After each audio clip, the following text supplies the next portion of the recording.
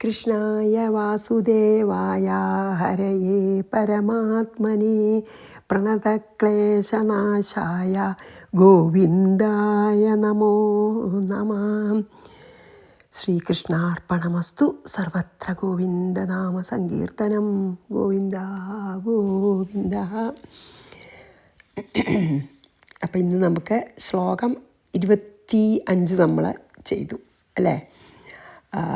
ഇനി 26ഉം 27ത്തെ ഒരു വരി എടുത്താലാണ്, ഇനിയിപ്പോൾ അങ്ങനെ 1-2 ശ്ലോകം അങ്ങനെ പകുതി എടുത്താലാണ് നമുക്ക് ആ ശരിക്കും പിന്നെ അർത്ഥം വരുള്ളൂ. അപ്പോൾ ഞാനിപ്പോൾ 26ഉം എല്ലാ വ്യാഖ്യാനങ്ങളിലും അങ്ങനെ കാണിച്ചിട്ടുണ്ട്. 26ഉം 27ത്തെ ഒരു വരിയും നമുക്കെടുക്കാം.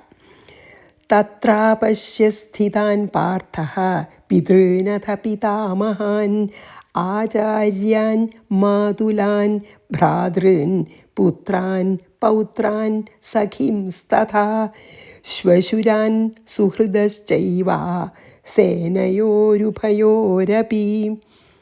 അത് 26ഉം 27ത്തെ ഒരു വരിയാണ് കേട്ടോ. അപ്പോൾ നോക്കാം. അഥ അതിന് ശേഷം പാർത്ഥഃ ഉഭയോः സേനയോः അപി സ്ഥിതാൻ. അർജുനൻ 2 പിന്നെ സൈന്യത്തിൻ്റെയും ഇടയ്ക്ക് നിന്നുകൊണ്ട്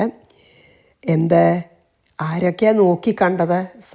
പിന്നെ ശത്രു സൈന്യത്തിൽ ആരൊക്കെയാണ് കണ്ടത്? പിതൃൻ, ഫാദേഴ്സ്, എല്ലാവരുടെ അച്ഛന്മാർ, പിതാമഹാൻ മുത്തശ്ശന്മാർ, ആചാര്യൻ ഗുരുക്കൾ, ആചാര്യന്മാർ ദ്രോണാചാര്യരെ പോലെ, മാതുലാൻ വല്ലവരുടെയൊക്കെ അമ്മാമ്മമാരും ഒക്കെയാണല്ലോ അമ്മാമ്മന്മാർ, ഭ്രാതൃൻ സഹോദരന്മാർ അല്ലെങ്കിൽ കസിൻസ്, പുത്രാൻ പൗത്രാൻ മക്കൾ, ആരുടെങ്കിലും മക്കളോ പിന്നെ ഗ്രാൻഡ് ചിൽഡ്രൻ അല്ലേ, പേരക്കുട്ടികളും, പിന്നെയോ സഖീൻ ഫ്രണ്ട്സും അല്ലേ, മിത്രങ്ങളും, തഥാ ശ്വശുരാൻ അതായത് പിന്നെ ഇൻലോസും ഫാദർ ഇൻ ലോയും, സുഹൃദ പിന്നെ മിത്രങ്ങളും, ച ഏവ പശ്യൻ. അങ്ങോട്ട് നോക്കിയപ്പോൾ എന്താ വെച്ചാൽ അർജുനന് ആ സൈന്യത്തിനെ അങ്ങോട്ട് നോക്കിയപ്പോൾ ശത്രുവായിട്ട് കാണാൻ പറ്റണേയില്ല. അതാണ് ഭഗവാൻ ഉണ്ടാക്കിയ ആ ഒരു ഇമോഷൻ. ശത്രുക്കളെ നോക്കുമ്പോൾ ശത്രുക്കളായിട്ട് കണ്ടാലല്ലേ യുദ്ധം ചെയ്യാൻ പറ്റുള്ളൂ. ശത്രുക്കളുടെ പക്ഷത്ത് നിൽക്കണവരൊക്കെ സ്വന്തം ആൾക്കാരാ തോന്നുക. ആരൊക്കെയാണ്? അച്ഛന്മാരും എല്ലാവരുടെയും. ഇപ്പം ഈ പിന്നെ അവനവൻ്റെ ഭാഗത്തുള്ളവരുടെ തന്നെ കസിൻസും പിന്നെ മുത്തശ്ശനും അല്ലേ, അമ്മാമന്മാരും അങ്ങനെയാണ് കാണാൻ പറ്റുള്ളൂ. ബന്ധുക്കളായിട്ട് കാണാനേ പറ്റുള്ളൂ. ആർക്ക്? വെറും ശത്രുക്കളായിട്ട് കാണാൻ പറ്റില്ല. അതാണ് ഇങ്ങനെയാണ് കണ്ടത്. പിതൃൻ പിതാമഹാൻ ആചാര്യൻ അതായത് അച്ഛന്മാരായിട്ടും മുത്തശ്ശന്മാരായിട്ടും ഗുരുക്കളായിട്ടും അമ്മാമന്മാരായിട്ടും സഹോദരന്മാരായിട്ടും കസിൻസായിട്ടും പിന്നെ പേരക്കുട്ടികളായിട്ട് അങ്ങനെയാണ് കാണുന്നത്. എന്താ വെച്ചാൽ അങ്ങനെയാണ് കണ്ടാച്ചാൽ എങ്ങനെ യുദ്ധം ചെയ്യുക? ശത്രുക്കളായിട്ട് കണ്ടാലല്ലേ പറ്റുള്ളൂ. അപ്പോൾ ആ ഹോൾ ക്രൗഡിനെ ബന്ധുക്കളായിട്ടാണ് കാണുന്നത്. അതാണ് പറഞ്ഞതിൽ. അതെന്താ കാരണം വെച്ചാൽ അൾട്ടിമേറ്റ്ലി പിന്നെ അർജുനൊക്കെ വളരെ സാത്വിക് നേച്ചറാണ്.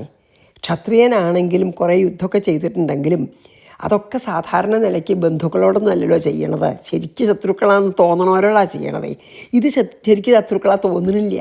അപ്പോഴേക്കും ബന്ധുക്കളെ ഇങ്ങനെ കൊന്നിട്ട് എന്താ കാര്യം, പിന്നെ രാജ്യം കിട്ടിയിട്ട് എന്താ കാര്യം എന്നുള്ളൊക്കെ വിചാരം വരികയാണ്. അത് ആ സാത്വിക് നേച്ചറാണ് കാണിക്കണം. ബേസിക് സാത്വിക് നേച്ചർ കേട്ടോ. സത്വഗുണപ്രധാനമാണ്, അതാണ് കാണിക്കണം. അതുകൊണ്ടാണ് ഈ ദയൊക്കെ. തത്രാപശ്യ സ്ഥിതാൻ പാർത്ഥഃ പിതॄനഥ പിതാമഹാൻ ആചാര്യാൻ മാതുലാൻ ഭ്രാതॄൻ പുത്രാൻ പൗത്രാൻ സഖീംസ്തഥാ ശ്വശുരാൻ സുഹൃദശ്ചൈവ സേനയോരുഭയോരപി.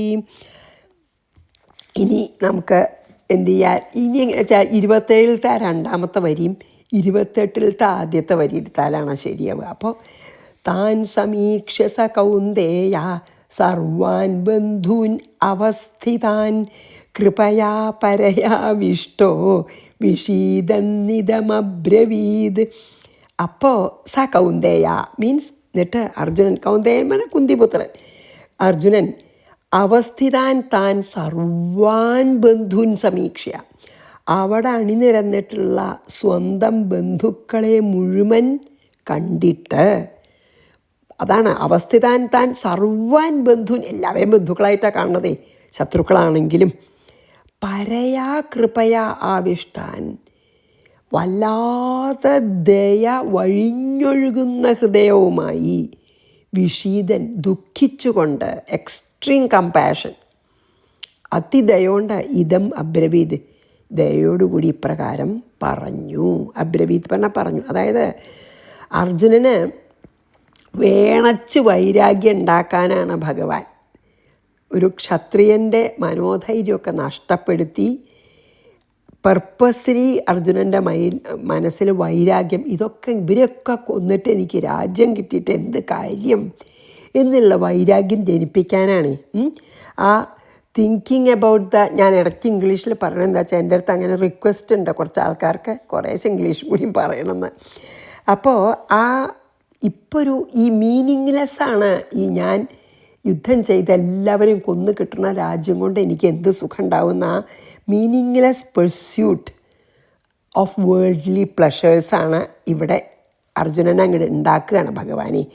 അപ്പോൾ ഇവരൊക്കെ കൊന്നിട്ട് എനിക്ക് എന്തിനീ രാജ്യം എന്ന് പ്രത്യേകിച്ച് ഭീഷ്മരുടെയും ദ്രോണരുടെയും മുമ്പിൽ കൊണ്ട് നിർത്താൻ തന്നെ അതാ കാരണം. അവരൊന്നും കൊല്ലണത് ആലോചിക്കാൻ പോലും വയ്യ അർജുനന്, എന്നിട്ട് രാജ്യം കിട്ടിയിട്ട് എന്ത് കാര്യം എന്നുള്ള വൈരാഗ്യം ജനിപ്പിക്കാനാണ്. അതേസമയം നോക്കൂ, ദുര്യോധനൻ ഇതിനു മുമ്പേ ദുര്യോധനൻ പാണ്ഡവ സൈന്യത്തിനെ നോക്കിയപ്പോൾ ദുര്യോധനൻ്റെ ഫീലിംഗ് വേറെ തന്നെയായിരുന്നു അല്ലേ? കാരണം സത്വഗുണം ഇല്ല അതാണേ. പക്ഷെ അർജുനൻ്റെ മനസ്സ് ദയങ്ങിട്ട് പറഞ്ഞു. ദുര്യോധനൻ്റെ മനസ്സിൽ എനിക്ക് ഇവരെ ജയിച്ചിട്ട് ഇവരെയൊക്കെ കൊന്ന് എനിക്ക് രാജ്യം എന്നേക്കും കിട്ടണമെന്നാണ്. അത് രജോ ഗുണപ്രധാനിയും തമോ ഗുണപ്രധാനികളാണ് കൗരവന്മാരെ. പക്ഷെ പാവം അർജുനൻ ദയോണ്ടും ഇതായി. അപ്പം അർജുനൻ്റെ മനസ്സ് നമുക്ക് രണ്ടാ വ്യത്യാസം കാണാം. ഒരുപാട് ദയയും സ്നേഹവും അത് കമ്പയർ ചെയ്യുമ്പോൾ നമുക്ക് ഒരു കൂട്ടർ വളരെ സെൽഫിഷ്, അധർമ്മം ചെയ്യാനൊന്നും മടിയില്ലാത്തവർ. മറ്റേ ഭാഗത്ത് രാജ്യം വേണമെന്നൊക്കെ ഉണ്ട്, പക്ഷെ സത്യമാർഗത്തിൽ കൂടെ പൂവ് വയ്ക്കും. അതുകൊണ്ടാണ് ദുഃഖമായത്. അതുകൊണ്ടാണ് ഡൈലമ്മ, ധർമ്മസങ്കടത്തിലായി. രാജ്യം വേണേനും ഇവരെയൊക്കെ കൊന്നിട്ട് രാജ്യം കിട്ടിയിട്ട് എന്ത് കാര്യം എന്നുള്ള വിചാരമുണ്ട്. അല്ലെങ്കിൽ ഇത്ര സ്നേഹമുള്ള അവരെയൊക്കെ കൊന്നിട്ട് എനിക്ക് പാപാന്ന് വിചാരമുണ്ട്. അങ്ങനെ സത്യബോധമൊക്കെ ഉണ്ട്. അപ്പോൾ ഈ സത്യബോധം കൊണ്ടും സാത്വികത കൊണ്ടുമാണ് വിഷാദമായത്. അതാണ് ഇവിടെ ഒന്ന് നമുക്ക് പറയാനുള്ളത് കേട്ടോ.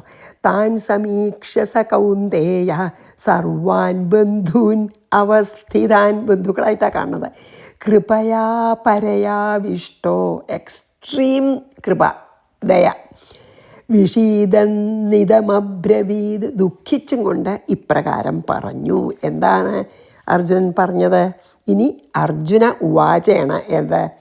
28ത്തെ രണ്ടാമത്തെ വരി അർജുന ഉവാചയാണ്, 29. അപ്പോൾ അത് വായിക്കാം. ദൃഷ്ട്വേമം, ഇത് 28 രണ്ടാമത്തെ വരി കേട്ടോ. ദൃഷ്ട്വേമം സ്വജനം കൃഷ്ണ യുയുത്സും സമുപസ്ഥിതം. 29. സീദന്തി മമ ഗാത്രാണി മുഖം ച പരിശുഷ്യതി വേപഥുശ്ച ശരീരേ രോമഹർഷശ്ച ജായതേ. പാവം വിഷമായി. അതാണ് ഇനി പറയാണ്, അർജുനൻ പറയാണ്, കൃഷ്ണ യുയുത്സും സമുപസ്ഥിതം, യുദ്ധം ചെയ്യാനായിട്ട് റെഡിയായിക്കൊണ്ട് ഇവിടെ അണിനിരന്നിട്ടുള്ള ഇമം സ്വജനം ദൃഷ്ട, എൻ്റെ ഈ സ്വന്തം ബന്ധുക്കളെ കണ്ടിട്ട്, സീയിങ് ദീസ്, സ്വന്തം ആൾക്കാരെ, my own people standing ready to fight against me. അതാണ് എന്നോട് യുദ്ധം ചെയ്യാനായിട്ട് ഇവിടെ അണിനിരന്നിട്ടുള്ള എൻ്റെ സ്വന്തം ബന്ധുക്കളെ കണ്ടിട്ട്, ദൃഷ്ടുവ കണ്ടിട്ട്, മമ ഗാത്രാണി സീതന്തി, എൻ്റെ ശരീരത്തിലത്തെ എല്ലാ അവയവങ്ങളും തളരുന്നു. മമ ഗാത്രാണി സീദന്തി മീൻസ് വീക്കാവണു, തളരുന്നു. മുഖം പരിശുഷ്യസി, എൻ്റെ മുഖം കംപ്ലീറ്റ്ലി ഡ്രൈ ആവണു. പരിശുഷ്യതി പറഞ്ഞാൽ എന്താ? മൈ ഫേസ് ഇസ് ഗെറ്റിംഗ്, നമ്മളിങ്ങനെ പറയില്ലേ പാർച്ച്ഡ് എന്നൊക്കെ പറയും, അത്ര ഡ്രൈ ആവുക, ഭയങ്കരമായിട്ട് ഡ്രൈനെസ് അനുഭവപ്പെടുക മുഖത്ത് മുഴുവൻ. മമ ശരീരേ വേപതുഹു, എൻ്റെ ബോഡി ഇങ്ങനെ, എൻ്റെ ശരീരം ഷെയ്ക്ക് ചെയ്യണു, ഇളകണു, ആകപ്പാടെ വിഷമായിട്ട്, പാനിക് അറ്റാക്ക് പോലെയായി. രോമഹർഷ ച ജായതേ, എൻ്റെ രോമതൊക്കെ എഴുന്നേറ്റ് നിൽക്കണു. അതായത് വല്ലാത്തൊരു ഫീലിംഗാണ് അർജുനൻ ഇത് കണ്ടിട്ട്. അർജുനൻ തളർന്നു. അതായത് ഞാൻ ഈ സ്വന്തം ആൾക്കാരോട്, എസ്പെഷ്യലി ഭീഷ്മര്, കൃപര്, ദ്രോണര്, ഇങ്ങനെ എനിക്ക് എത്രയോ ബഹുമാനവും സ്നേഹവും ഉള്ള എന്നെ പാണ്ഡവന്മാരെ മുഴുവൻ രക്ഷിച്ച് ഇതുവരെ കൊണ്ടുവന്ന ഭീഷ്മരെ പോലുള്ള ആൾക്കാരോട് ഞാൻ എങ്ങനെ യുദ്ധം ചെയ്യും എന്നുള്ള വിചാരം കൊണ്ട് അർജുനൻ തന്നെ പറയാണ്, എൻ്റെ ശരീരം എന്താ തളർന്നിരിക്കണു, എൻ്റെ മുഖം ഡ്രൈ ആയിരിക്കണു, എൻ്റെ ശരീരം എന്താ മുഴുവൻ വിറയ്ക്കണു, എനിക്ക് രോമാഞ്ചം, സന്തോഷം കൊണ്ടല്ല, പേടി കൊണ്ടും ഭയം കൊണ്ടും ദുഃഖം കൊണ്ടുമുള്ള രോമാഞ്ചം. ഇങ്ങനെയൊക്കെ കൊന്ന് എങ്ങനെ ഇവരൊക്കെ ഞാൻ യുദ്ധത്തിൽ, വലിയ വീരാളിയാണ് അല്ലേ, യുദ്ധത്തിൽ വേണമെങ്കിൽ ജയിക്കാനൊക്കെ പറ്റുന്നൊക്കെ അറിയാം, പക്ഷെ എങ്ങനെ ഇവരെയൊക്കെ കൊന്നിട്ട് ഞാൻ ഒരു രാജ്യത്തിന് വേണ്ടി ഇതൊക്കെ ചെയ്യും എന്നുള്ള ആ ഒരു സത്യമാർഗത്തിൽ നിന്ന് പിന്തിരിയാൻ വയ്യ എന്നുള്ളൊരു തോന്നലും ആ സാത്വിക് ബുദ്ധിയാണ് കാണിക്കുന്നത് കേട്ടോ. അത് പറഞ്ഞു, എനിക്കൊന്നും, ഞാൻ വല്ലാതെ തളർന്നിരിക്കണു കൃഷ്ണ എന്ന് പറയണം അല്ലേ. ഇനി അതൊന്ന് വായിച്ചിട്ട് ഞാൻ 30 പോവാട്ടോ. ദൃഷ്ട്വേമം സ്വജനം കൃഷ്ണ യുയുത്സും സമുപസ്ഥിതം. 29 സീദന്തി മമ ഗാത്രാണി മുഖം ച പരിശുഷ്യതി, ഡ്രൈ ആവണു മുഖം. വേപതുശ്ച ശരീരേ, ക്ഷയിക്കണു ശരീരം. രോമഹർഷശ്ച ജായതേ, ഭയം കൊണ്ടും ദുഃഖം കൊണ്ടും എൻ്റെ രോമങ്ങളൊക്കെ എഴുന്നേറ്റ് നിൽക്കണമെന്ന്. 30 ഗാണ്ഡീവം സംസ്രതേ ഹസ്താദ് ത്വക്ചൈവ പരിദഹ്യതേ. പാവം അർജുനല്ലേ. നച ശക്നോമ്യവസ്ഥാതും ഭ്രമതീവ ച മേ മനഃ. അഡ്മിറ്റ് ചെയ്യുന്നുണ്ട് എന്ത്? ഗാണ്ഡീവം ഹസ്താദ് സ്രംസതേ. ഗാണ്ഡീവം ഗാണ്ഡീവം എന്നുള്ള വില്ലേ, എത്ര ശക്തി ഉള്ളൊരു വില്ലാണത് അല്ലേ. ഗാണ്ഡീവാണ് ശരിക്കും അർജുനൻ്റെ ശക്തി തന്നെ. ആ ഗാണ്ഡീവം എന്നുള്ള വില്ലിതാ എൻ്റെ കയ്യിൽ നിന്ന് വഴുതി പോണു. ദേഹം മുഴുവൻ തളർന്നിട്ടേ ഗാണ്ഡീവം പിടിച്ചു നിൽക്കാനും കൂടി പറ്റുന്നില്ല. ആ ഗാണ്ഡീവം കയ്യിൽ പിടിച്ച ഗാണ്ഡീവം എന്നുള്ള വില്ല്, അർജുനൻ്റെ എല്ലാ യുദ്ധത്തിനുള്ള സഹായിയായിട്ടുള്ള ആ ഗാണ്ഡീവം എന്നുള്ള വില്ലിതാ കയ്യിൽ നിന്ന് വഴുതിപ്പോണൂന്ന്. ഹസ്താദ് സ്രംസതേ, സ്ലിപ്പിങ് എവേ എന്നർത്ഥം. പിന്നെയോ ത്വക്ക് ഏവാച്ച പരിദഹ്യതേ, എൻ്റെ ഈ തൊലി ഉണ്ടല്ലോ, അതായത് സ്കിന്ന്, അതിങ്ങനെ ബേൺ ചെയ്യണു. പരിദഹ്യത, എരിയണു എൻ്റെ ശരീരം. അതായത് എൻ്റെ ഈ തൊലി എരിഞ്ഞ് കത്തണ പോലെ, അതായത് കരിയണു, എരിഞ്ഞ് കത്തണു.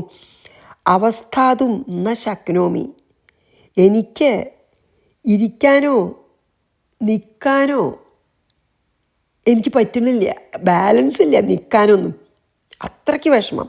മേ മനഃ ഭ്രമതി ഈ വാച്ച, എൻ്റെ മനസ്സാണെങ്കിലോ അത്ര പ്രക്ഷുബ്ധമായിരുന്നു, അല്ലെങ്കിൽ ആജിറ്റേറ്റഡ് ആയിരുന്നു.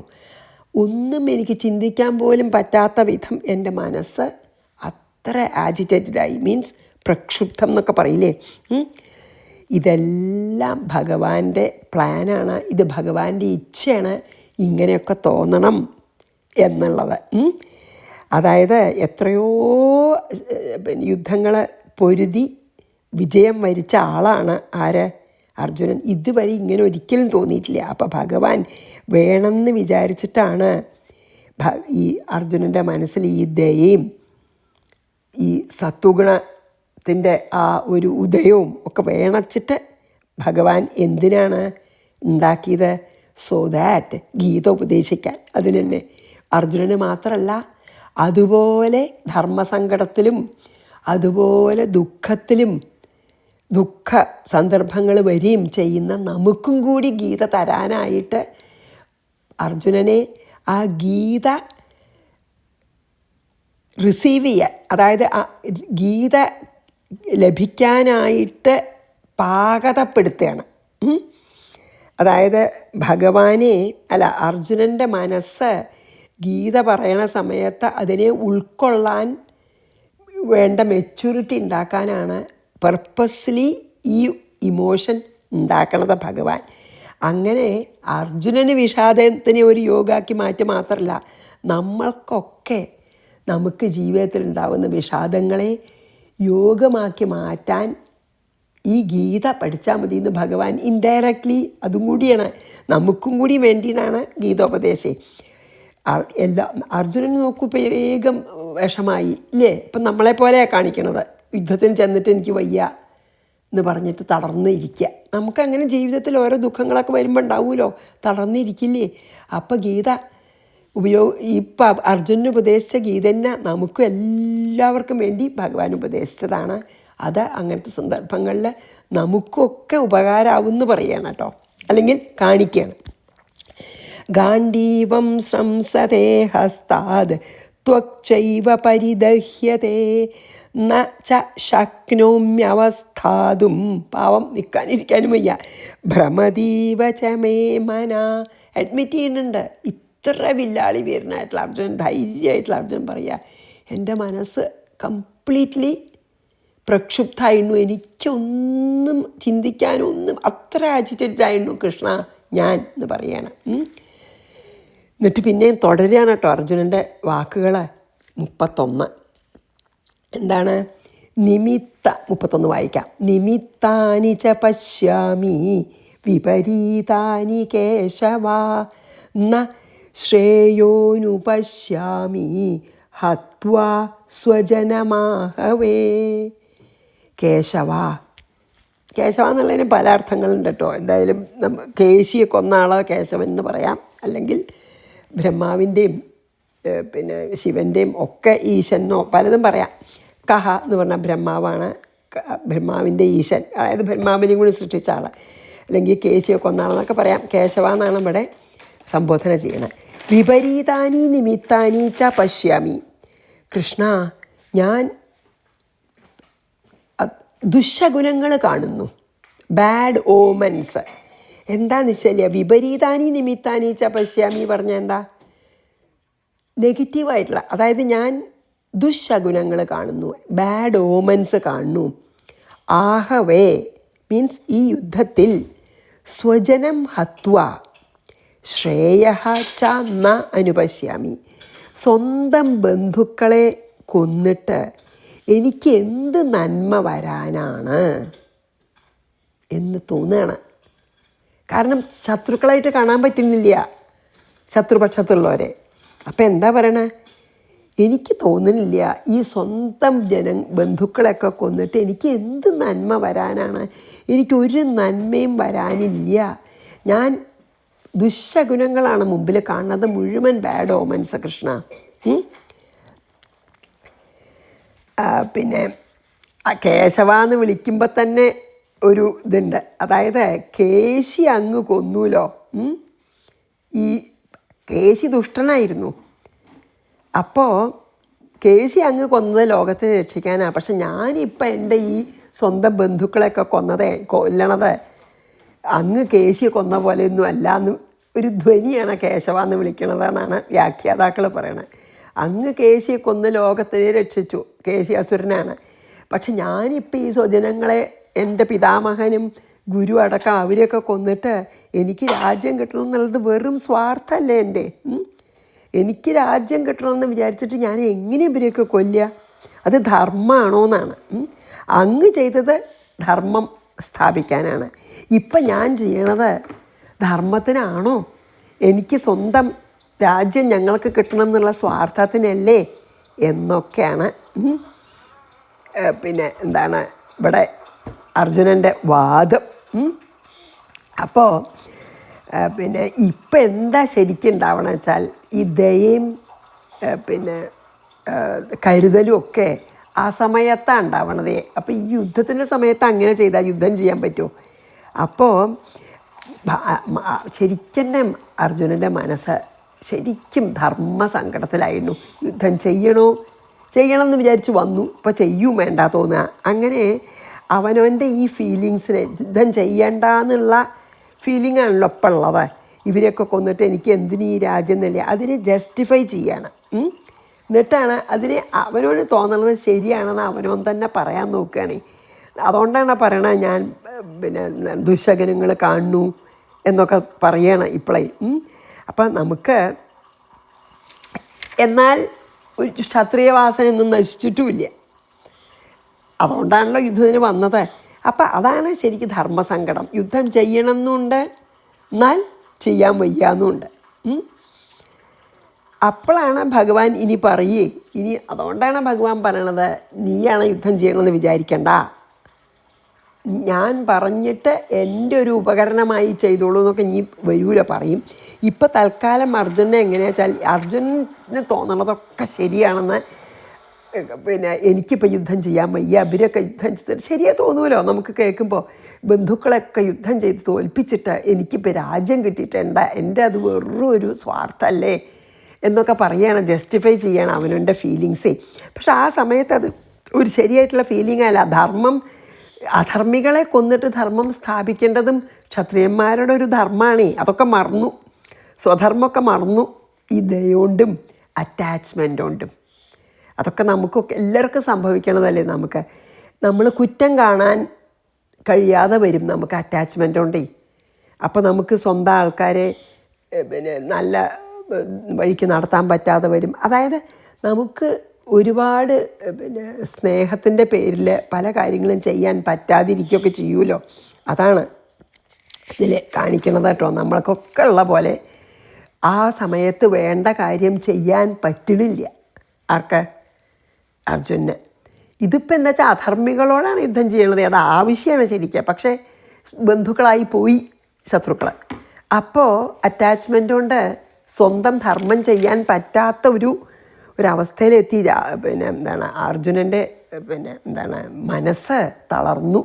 അപ്പോൾ ശരിക്കും തന്നെ എന്താ ചെയ്യേണ്ടതെന്ന് നിശ്ചയില്ലാത്തൊരവസ്ഥ നമുക്ക് എല്ലാവർക്കും ഉണ്ടാവില്ല. അതുകൊണ്ടാണ് ഗീത നമുക്കും കൂടിയാണെന്ന് പറയണത്. അപ്പോൾ